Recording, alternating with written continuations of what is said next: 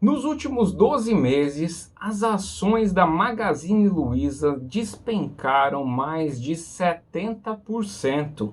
E no programa Os Pingos nos Is foi feita uma análise em que atribuiu essa queda a uma frase dita pela Luísa Trajano dizendo o seguinte, que ela era socialista desde os 10 anos de idade. E aí, será que aquela frase, quem lacra não lucra, é verdadeira?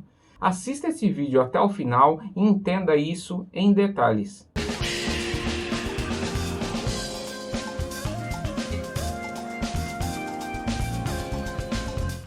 Bem-vindo! Você está no canal Ciências e Negócios. Meu nome é Leonardo Freitas e neste canal nós tratamos aí dos mais diversos assuntos relacionados à economia de mercado, sempre com uma base científica.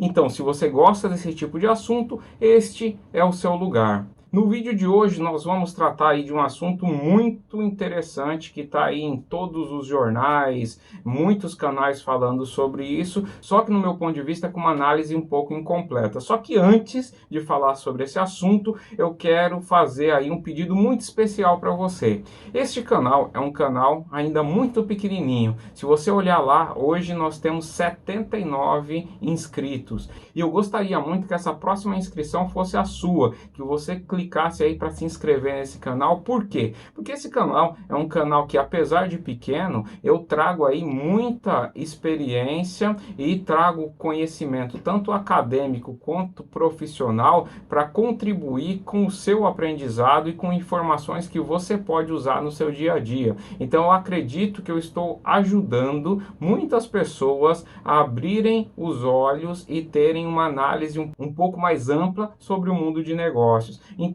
você clicando aí na inscrição, você vai me ajudar muito. E diferente desses outros canais muito grandes, que tem milhares de inscritos, aqui nesse canal você é único. Porque quando você clica ali no inscrito, você vai ser um inscrito de número 80, de número 81. Eu vou ver ali o seu nome e com certeza você vai estar me ajudando muito no crescimento desse canal.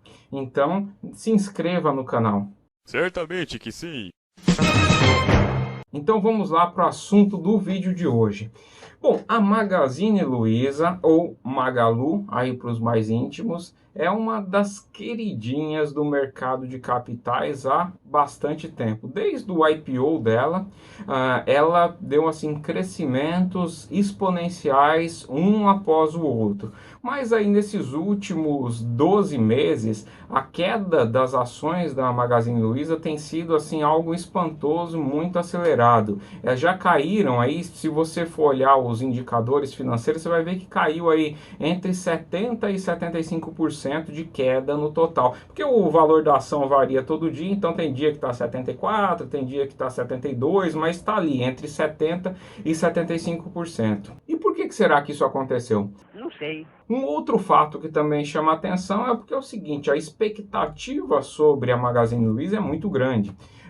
Essa questão do crescimento exponencial do valor das ações dela era muito justificado pelo fato de que ela já era conhecida no mercado como a nova Amazon, a Amazon brasileira. E não era só uma simples expectativa. A empresa também, ela se dedicou nesses últimos tempos aí a investir nesse sentido. Então, com uma forte digitalização, ela criou lá a Magalu, né? Então, até esse nome, por isso que eu falei Magalu para os íntimos, porque eles criaram essa marca Magalu e com essa Magalu era a digitalização, trazer a Magazine Luiza, que sempre teve lojas físicas, trazer ela por uma forte presença online, obviamente traçando aí os passos da Amazon, né? Mas a evolução dela não ficou só nisso, ela também comprou muitas empresas como a Netshoes, para quem se lembra, extremamente grande, a empresa é muito famosa na internet, o Kabum, também o Jovem Nerd, não sei quem aqui é espectador do Jovem Nerd, mas também eles compraram o canal do Jovem Nerd, ou seja,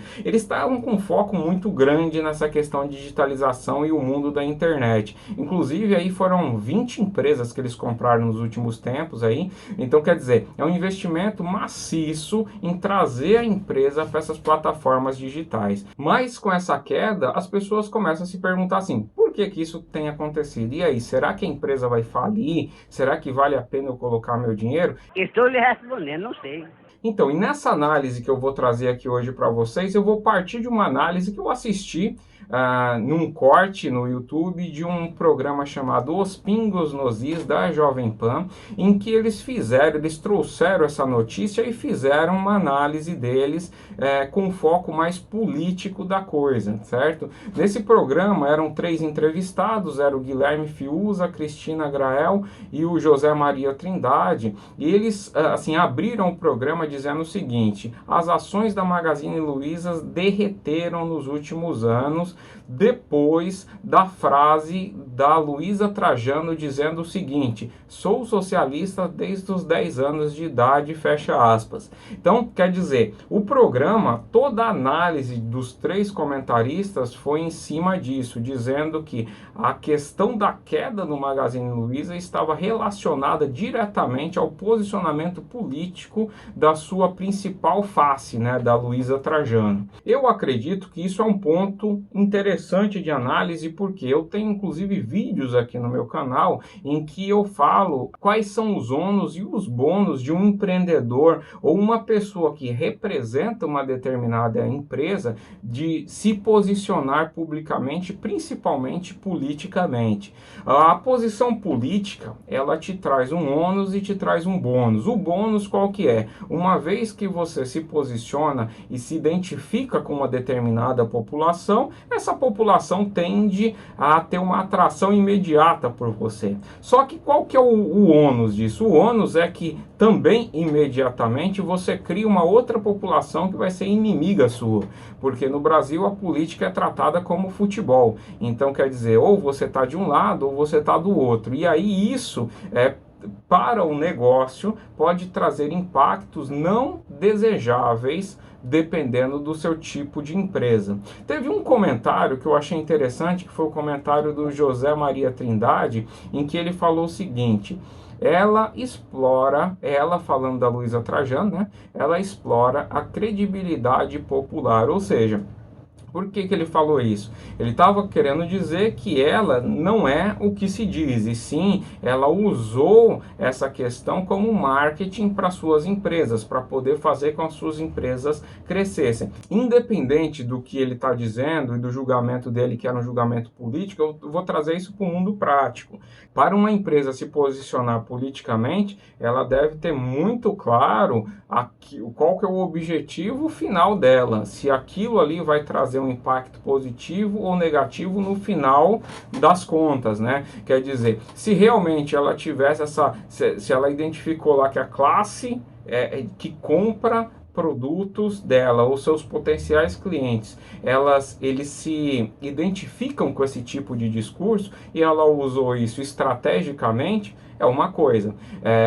E aí você pode julgar se ela estava certa ou estava errada, e não é exatamente esse meu objetivo aqui. Mas se é simplesmente uma posição colocada sem levar em consideração o ônus, pode acarretar nisso, ter esse tipo de ligação e esse tipo de pensamento. Mas assim, independente desse julgamento político, até eu vou deixar o link dessa matéria aqui para vocês assistirem depois e ver o que eles consideraram com relação ao julgamento político. Mas eu achei que ali ficou faltando uma parte mais técnica de mercado e as razões que poderiam ter trazido a empresa no que está hoje. Não que eu ache que isso é desconsiderável, porque senão não tinha nem feito um vídeo falando sobre posicionamento, né? E para mim isso é muito importante. Eu acho que afeta assim a imagem da empresa.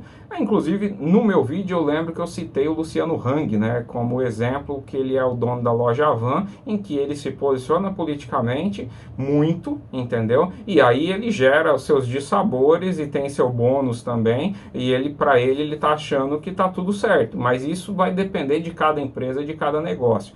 Mas assim, vindo para análise um pouco mais técnica, a gente já começa aí com algumas razões por que as ações dela têm caído tanto. A primeira coisa é o seguinte: se você pegar os balanços da empresa, você vai ver que ela não teve prejuízo nesses últimos tempos.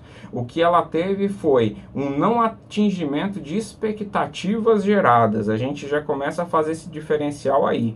Então, quer dizer, a empresa, apesar de ter performado negativamente nas suas ações, mas no seu balanço a empresa ela não teve prejuízo, inclusive teve crescimento de vendas nesses últimos tempos. Se você pegar lá os balanços, você vai ver que as vendas dela subiram, só que tiveram alguns outros fatores que colaboraram para que essa subida não fosse o que se esperava. Por isso que essa diferença de expectativa e realidade, né?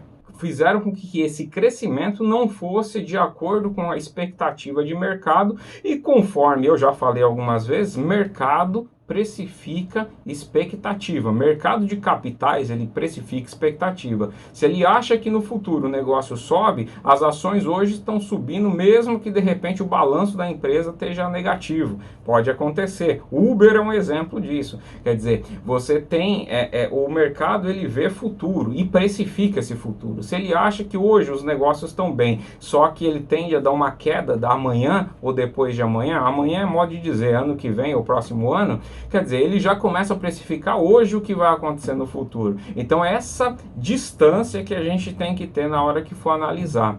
Então, isso é um ponto. Bom, outro ponto que também afetou muito, dólar. Esses últimos tempos o dólar ficou maluco devido a diversas questões que eu não vou tratar nesse vídeo porque são muitas. Então, quer dizer, o dólar é uma coisa que afeta muito empresas de varejo como a Magazine Luiza, porque grande parte dos custos relacionados à sua operação e seus produtos são em dólar. Então, quer dizer, afeta muito, aumenta muito o preço dos equipamentos e diminui a condição de compra dos clientes. Então, quer dizer, vende menos. Então, isso é uma outra questão. Outra questão que também não foi tratada naquela análise, que para mim é muito importante, é a inflação. Que a inflação faz a mesma coisa que eu disse da taxa do dólar agora, que é a inflação diminui o poder de compra das pessoas. E aí, quer dizer, para empresas de varejo, isso é horrível, né? Você diminui muito a capacidade de comprar do seu cliente vai comprar menos e isso vai afetar o seu resultado no final. E por último, na redução do poder de compra, a gente também teve o desemprego. Quer dizer, você tem uma tríade aí, você tem aumento do dólar, você tem aumento da inflação e redução do emprego. Isso daí é uma bomba para a capacidade de compra das pessoas. Quer dizer, isso afeta muito empresas do setor do Magazine Luiza, que é o setor de varejo, né, de venda de eletrodomésticos principalmente. Então, fora essa tríade, também existem algumas outras coisas que colaboraram para que esse crescimento não tivesse sido tão grande. Apesar da Magazine Luiza, igual eu já disse, ter sido uma empresa que se digitalizou com muita força, inclusive antes da pandemia ela já estava trabalhando nisso, e isso fica claro com os resultados que a empresa teve no princípio da pandemia, que eles conseguiram ali ter bons resultados, apesar de grande fechamento da parte do comércio e tal, mas a pandemia também acelerou a entrada de novos concorrentes no mercado, principalmente a Shopee, por exemplo. A Shopee é uma empresa que entrou fortemente no Brasil e assim, com margens mais estreitas, facilitando mais para os vendedores, diminuindo o preço dos compradores, entrou muito forte no país. Isso representou aí uma dificuldade para os números da Magazine Luiza. E outros também concorrentes que já tinham muita força e se reforçaram mais ainda, foi, por exemplo, o Mercado Livre. É um outro concorrente de peso e que cresceu muito também, que tem alguns outros diferenciais que eu vou citar mais para frente. Bom, uma outra questão também que foi destacado em algumas análises que eu li, alguns especialistas, e que eu concordo, é a questão do marketplace da empresa. O marketplace é o espaço virtual de venda da Magazine Luiza. Ali tinha-se a expectativa de, igual acontece na Amazon, ter uma grande parte de produtos terceiros sendo vendido ali. E no Magazine Luiza, apesar de produtos terceiros também ter dado um crescimento, ainda não é o carro-chefe da empresa. A maior parte dos produtos vendidos ali são produtos da própria Magazine Luiza, hein? Um outro fato que aconteceu foi a questão da crise, igual eu já dei uma pincelada nesses últimos itens, mas a crise em si, apesar de no princípio da crise a Magazine Luiza estar preparada, mas a crise se prolongou prolongou muito e prolongou, gerando aqueles efeitos que eu falei no começo, inflação, dólar alto, queda de emprego principalmente, e aí isso fez com que a empresa não vendesse aquilo que se esperava, né? Mesmo ela lutando ali com o crescimento, não conseguiu chegar na expectativa. E um outro ponto importante que poderia ter colaborado para diminuir essa questão de falta de crédito para as pessoas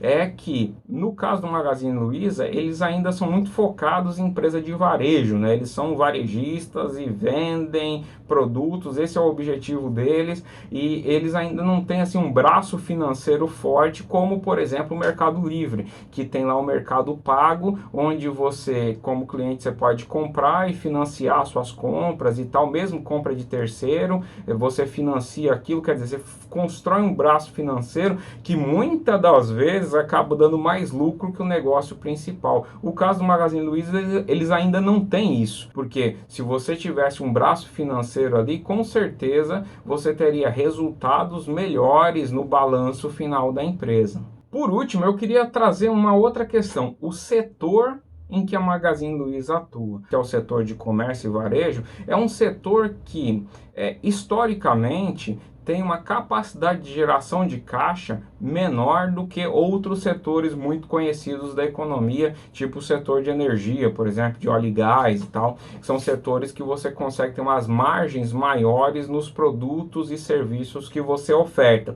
E eu vou trazer um exemplo exatamente disso, da Magazine Luiza. Eu vou comparar aqui, ó, eu vou pegar um indicador fundamentalista que ele chama de LPA, que é lucro por ação. Eu vou pegar o LPA da Magazine Luiza, que está em 0,09, e comparar com o da Petrobras, que está 8,18. Você vê a discrepância, quer dizer, o lucro por ação, ou seja, cada ação que você tem de uma Petrobras rende mais de 10 vezes mais do que renderia uma ação. Aí eu não estou equiparando valores, tá? Só colocando como pedaço da empresa, como uma ação. Renderia, sei lá, 20 vezes mais do que, por exemplo, um do Magazine Luiza, porque a capacidade de geração de lucro dessas empresas são muito diferentes, né? Quando você está falando de eletrodomésticos, está falando de linha branca, e principalmente que são assim, os carros-chefes de empresas como a Magazine Luiza, você está falando de margem muito apertadinha. E num momento desse de alta concorrência, pior ainda. Então, você pegar o balanço da empresa, você vai ver lá faturamentos no nível dos bilhões de bilhões. Porém, o lucro que sobra dessa operação costuma ser pouco. Por isso que eu comentei daquela questão do braço financeiro, porque o braço financeiro poderia ajudar a compensar esse lucro que só no negócio ali de venda de equipamentos você não consegue. Bom, por último, eu queria apresentar também uma visão minha do que eu acho que vai acontecer baseado na expectativa do mercado dos analistas que eu li. É o seguinte, as bases do negócio continuam a mesma. A expectativa é que com a recuperação da economia, traga uma recuperação para a empresa também. Como ela depende muito de uma economia em movimento, essa economia voltando a se movimentar tende a puxar um melhor desenvolvimento da empresa.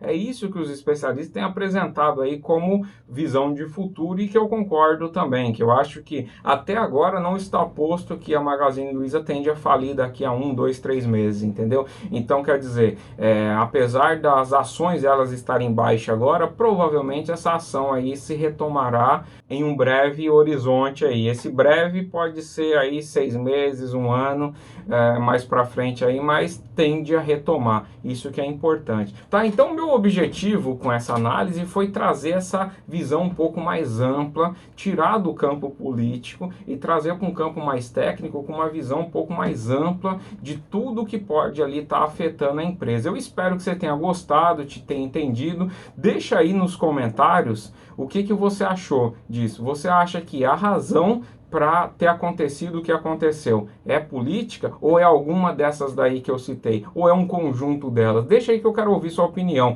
E não se esqueça, se inscreva no canal, ajude aqui a gente a crescer, curta e compartilhe o vídeo e nós nos vemos no próximo vídeo. Até mais e tchau, tchau.